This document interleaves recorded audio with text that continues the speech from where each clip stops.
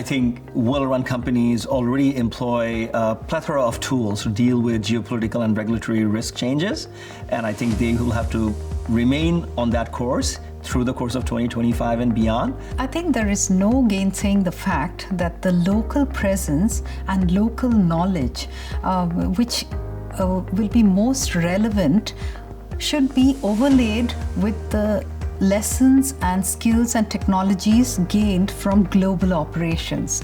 And the reason I say this is the key point that we have nowadays is on sustainability. So that does not mean that what has worked in the past in the Western markets will automatically apply to your market in Asia.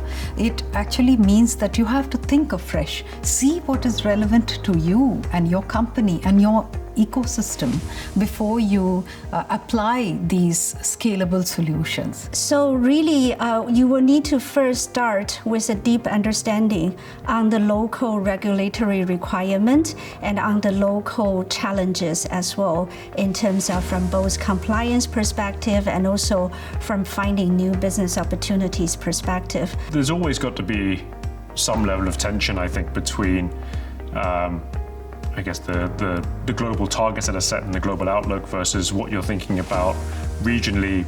For me, APAC as a region, but also at the country level as well. It is also important sometimes not to get too embedded into the country-specific regulatory issues. There is a broader meta-narrative around the world. While the rest of the world is turning inward, Southeast Asia in particular is actually doubling down in openness. That broader narrative, in my view, is far more powerful than the day-to-day volatility around regulation. So it is important to keep an eye on the micro, but let's not forget the bigger picture, which is actually a pretty positive one.